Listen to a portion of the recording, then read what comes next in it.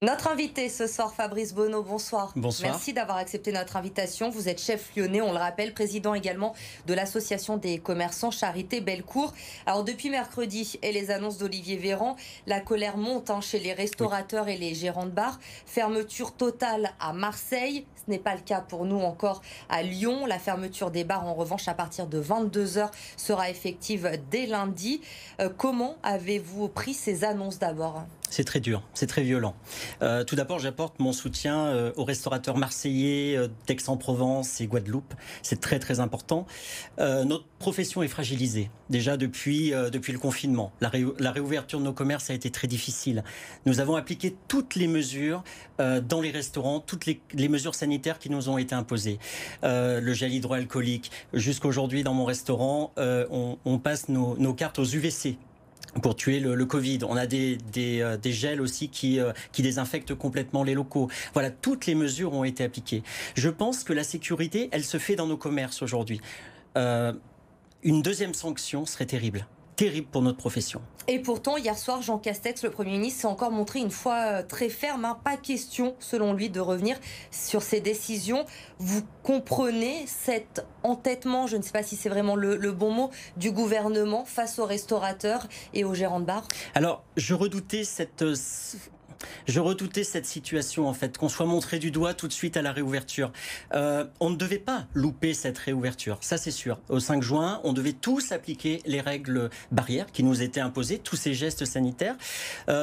On doit sanctionner peut-être les commerces qui n'ont pas appliqué les règles. Pourquoi aujourd'hui priver toute une profession de se relancer ? C'est très dur. D'autant que, selon certains médecins, 30% des contaminations seulement ont lieu dans des bars et dans des restaurants, alors que 50% ont lieu dans la sphère privée. Les règles sanitaires, vous l'avez dit, vous les respectez dans votre établissement. Effectivement, il y en a certains qui ne respectent pas forcément très bien, mais le préfet l'a dit, les contrôles sont renforcés en ce moment.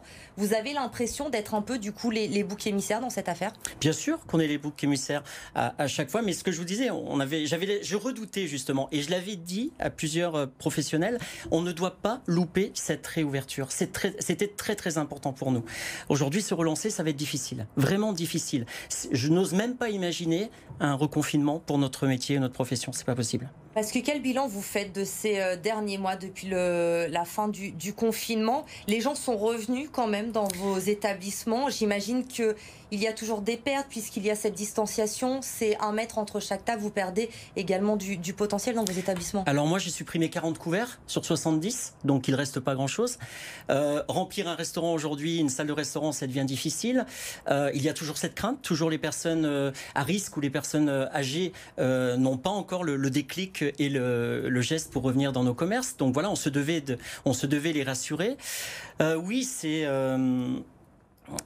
Moi, je crois que si nous devons refermer nos restaurants demain, ça va favoriser des rendez-vous clandestins. C'est obligatoire. Les gens vont continuer à vivre. Les gens vont continuer à boire un verre. Donc, ils vont le faire chez eux, dans des appartements. Ils vont peut-être organiser de la restauration à domicile. Donc, vous imaginez les close-up qui vont se mettre en place ? C'est une crainte que vous avez, justement, cette fermeture totale. Pour le moment, seule la métropole d'Aix, Marseille et la Guadeloupe sont concernées, mais on le voit, les indicateurs se dégradent également dans le Rhône. Est-ce que vous avez pu échanger justement avec le préfet depuis mercredi soir ? Pas encore. Puisqu'on le sait, lundi, il n'était pas favorable, lui, à cette fermeture anticipée. Oui, pas encore. Il n'y a pas eu d'échange avec la préfecture. Bien sûr qu'on redoute les annonces de la semaine prochaine, ça c'est sûr, parce que je pense que Lyon est une grande métropole. Il y a cette épée de Damoclès au-dessus de nos têtes. Bien évidemment, on y pense tous les jours. Ce matin, j'ai réuni mes équipes. On essaye de voir comment on va pouvoir se réorganiser. Si toutefois, par malheur, on nous annonce cette fermeture. Nous avions lancé la vente à emporter, mais la vente à emporter, nous étions très loin des chiffres de la restauration pure. Alors, on a pu voir ces derniers jours, depuis ces annonces justement et la fermeture des bars à 22 h, que certains bars avaient décidé de se mettre à la restauration justement pour ne pas avoir à fermer à 22 h. Est-ce que vous savez si c'est le cas également de certains de vos collègues à Lyon qui ont décidé de prendre cette décision ? Je ne sais pas. Je ne sais pas du tout. Mais nous, si nous devons... C'est quelque chose que vous comprendriez ? Oui, ils veulent, bien sûr, et tout le monde a le droit d'avoir sa place. Par contre, il faut que ce soit bien fait et continuer à respecter ces règles qu'on nous impose depuis le 5 juin. Je pense que aujourd'hui, voilà, notre profession, on doit être vigilant sur toute la ligne. On doit faire très très attention. On ne doit pas baisser la garde. On doit être vraiment à l'écoute et pouvoir garantir la sécurité de chaque client qui poussera la porte de nos établissements, bar confondus. Alors, autre sujet, Fabrice Bonneau, j'aimerais aborder avec vous ce soir. Tout autre chose, on l'a évoqué tout à l'heure ce week-end, c'est le retour de la piétonisation de la presqu'île. Nouvelle expérimentation, mais cette fois, c'est toute la presqu'île qui est concernée. Vous en pensez quoi? Quel impact ça a pour vous sur vos commerces, justement? Alors, j'ai toujours été favorable pour la piétonisation, végétalisation de notre presqu'île. C'est un plus pour nous, je pense, mais il faut que ce soit bien fait. J'aurais aimé, cette fois-ci, qu'on se mette autour de la table. Nous avons eu des expériences passées, pas forcément réussies. Le week-end, c'était plutôt bien. La semaine, un petit peu moins.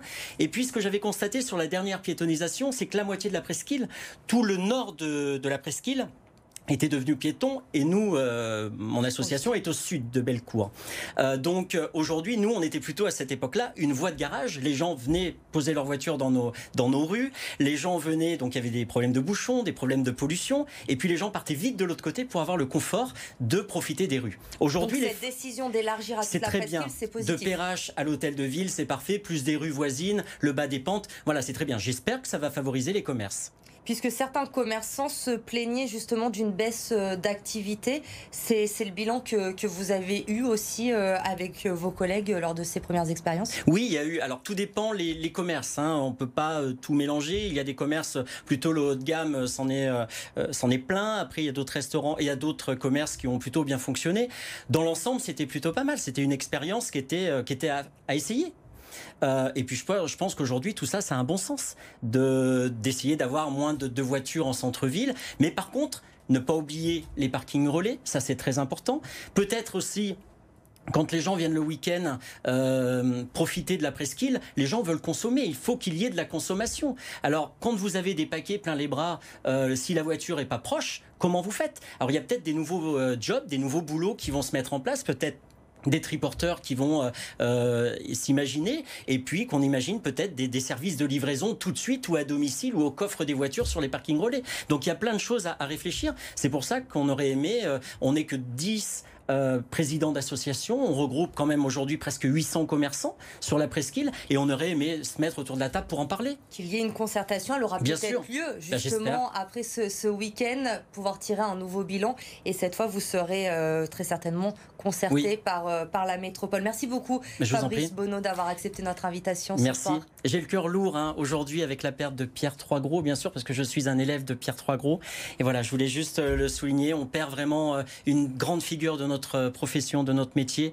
Voilà, encore un pape de la cuisine qui s'en va. Pierre Troisgros qui est décédé, on le rappelle, dans la semaine. Mercredi. Et c'est un très bel hommage que vous lui rendez, bien sûr, ce soir sur BFM Lyon. Merci à vous.